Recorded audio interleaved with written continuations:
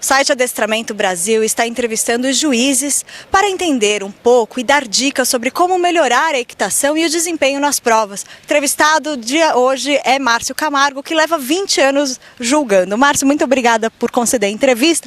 Vamos começar falando quais são os principais erros que cavaleiros e amazonas cometem. Bom dia, parabéns pela iniciativa e a gente só tem a elogiá-la para engrandecer o nosso esporte, né? Parabéns. Muito obrigada. Nesse tempo que eu venho julgando provas, né? Eu, como tenho uma formação militar, eu sou muito preocupado com o ensino básico, né? Então, o que eu vejo muito em relação ao cavaleiro é um pouco de, assim, uma necessidade, uma carência de um pouco mais de ensino na escola das ajudas, né? A gente tem como ajuda natural as mãos, as pernas e o peso do cavaleiro. E eu vejo que falta um pouco de base. Às vezes o cavaleiro vai acionar uma rédea, mexe a perna, vai acionar a perna, mexe o assento.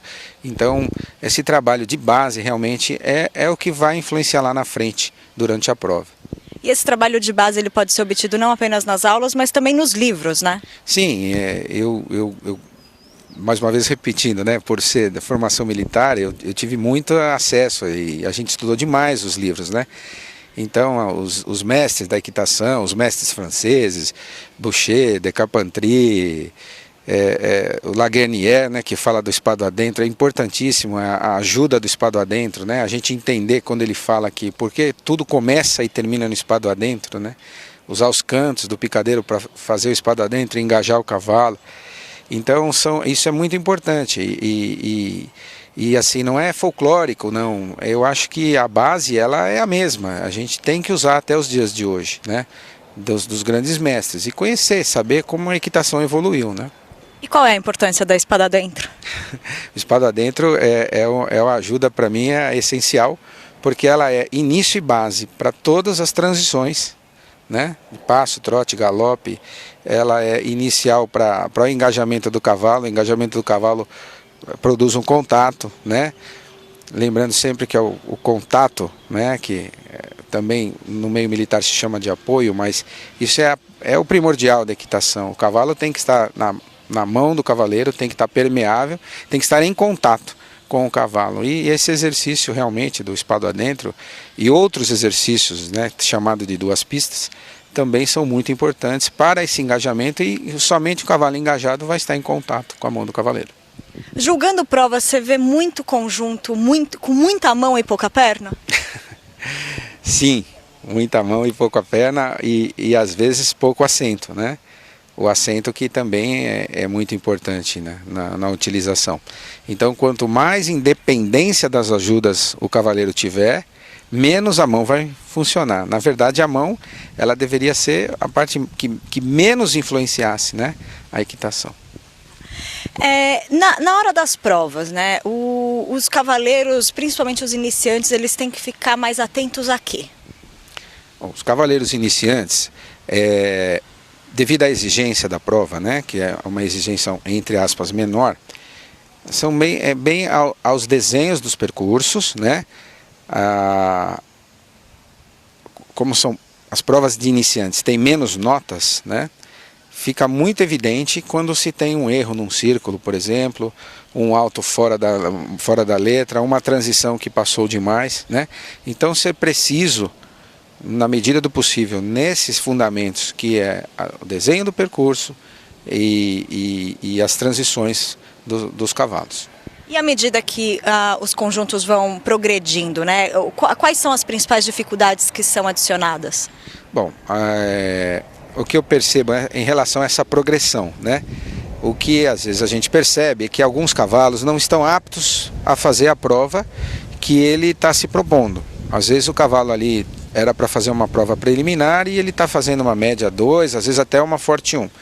Então, a sequência das reprises ela é muito didática e muito lógica, né? Ela segue a escala de treinamento. Nas séries iniciantes, a gente busca ritmo, descontração e o contato.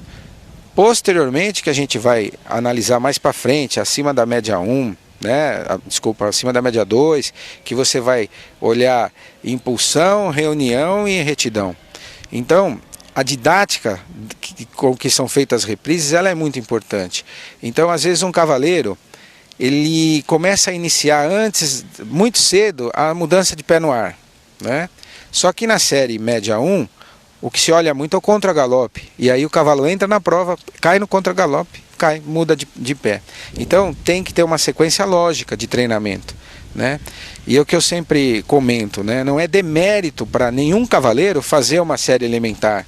Uma série elementar, por mais experiente que seja o cavaleiro, se o cavalo está para a série elementar, que ótimo, que ele apresente um bom cavalo na série elementar, né? Que não é demérito fazer elementar, preliminar, média, é pelo cavalo, né? Não pelo cavaleiro, quando são profissionais. E quando o cavaleiro é amador, aí sim, ele vai fazer uma série menor, que tem menos exigência, para ele ir sim realmente ir progredindo, né? Existe um tempo certo para ficar em cada série? Fazer um ano inteiro de competição numa série é adequado? Eu penso que sim. Se você seguir adequadamente, vamos dar o exemplo dos cavalos novos, né? Esse é bem didático. Cavalo novo com 4 anos, a prova, ela tem uma exigência bem menor. Ele foi amansado, foi desbastado com 3 anos e meio, com 4 anos começa a fazer a prova. Depois o cavalo, é uma exigência de uma série elementar, mais ou menos. Depois você vem, cavalos novos 5 anos, já é uma exigência entre uma preliminar e uma média 1. Cavalos novos 6 anos, você já tem uma mudança de pé no ar. São poucas mudanças na prova, mas tem. Então você já está preparando o cavalo para a série forte. E hoje tem o cavalos novos 7 anos, que é basicamente uma Forte 1, uma pré-São Jorge. Então você seguindo esse escalonamento, o cavalo amansou com 3 anos e meio, começou a fazer prova com 4, com 7 anos ele estaria apto a fazer uma Forte 1, com 8 anos sim, aí sim está numa série São Jorge. Seguindo essa didática, que seria uma série Forte 2, né, que é o Small Tour, seguindo essa didática não tem erro. O que não dá às vezes o cavalo está fazendo mudança e eu já vou colocar ele na série forte. Aí lá na frente ele vai cobrar essa conta, né? Ele vai ter algum erro. E no caso de alguns cavaleiros, que conforme ele vai progredindo, ele faz mais do que é exigido na prova? Quando o cavaleiro faz mais do que é exigido na prova? Por exemplo, ou é para fazer um trote reunido, vai em passagem, ou é para fazer a mudança em um tempo? Sim, isso quando a prova é de Kir, né, até é penalizado, quando o cavaleiro faz mais do que... Eu já vi até casos em que o cavaleiro foi eliminado da prova porque era para fazer uma pirueta e fez 2, né? Na verdade, assim, quando o cavaleiro faz mais do que é exigido, mas está dentro do que a gente espera, isso realmente eu não vejo problema. Às vezes, a prova pede um trote, né?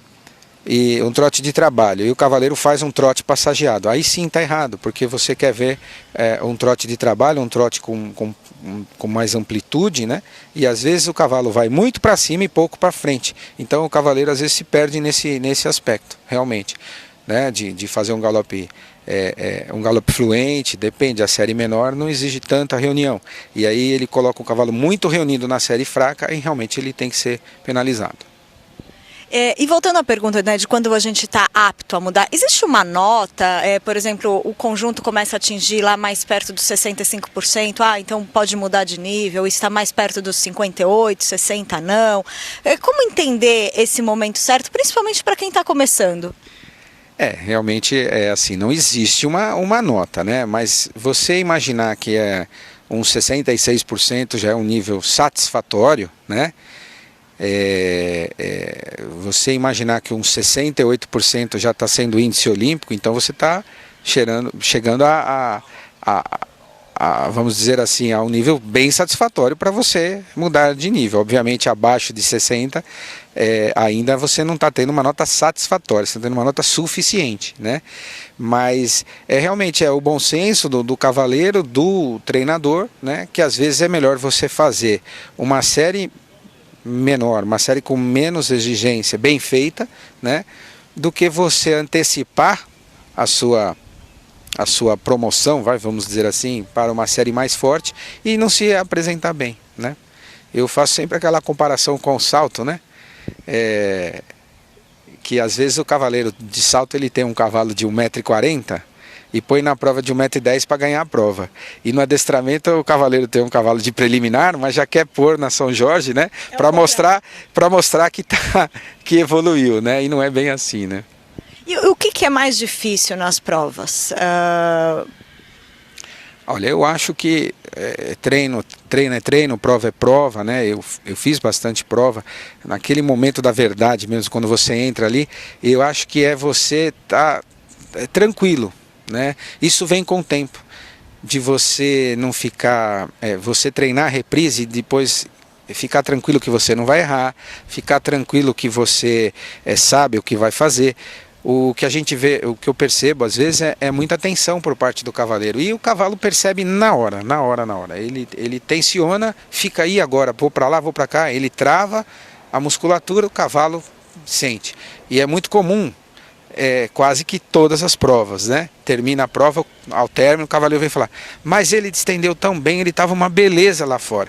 E o que será que acontece? E acontece, aí é o cavaleiro, o cavaleiro fica tenso, em que vai errar a reprise, que não vai conseguir fazer isso ou aquilo, e acaba passando isso para o cavalo. Então os cavaleiros mais experientes, você vê que isso não tem, né? E isso só vem com o tempo, né? Não adianta. O cavaleiro novo tem que saber que vai passar por esse processo, e aí o conselho é fazer bastante prova, sabe? Não ficar assim, não, eu não vou fazer essa, não. Cada prova tem sua história, cada prova tem o seu competidor, cada prova tem um nível de comparação que o juiz faz. Então isso tudo é importante, né? Então, se eu puder dar um conselho, é que faça bastante prova, que realmente é diferente e vai pegando experiência.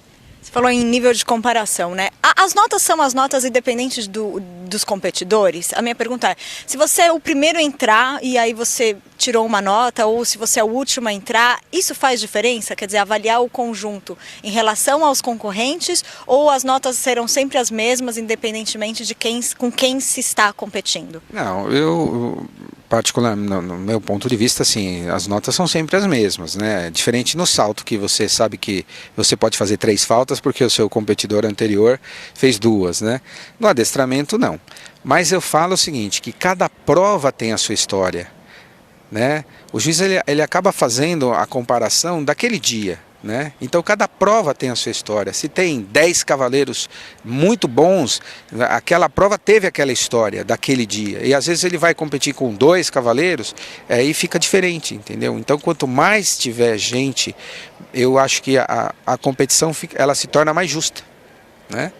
Muito obrigada pela entrevista, Márcio. Tudo bem, é um prazer.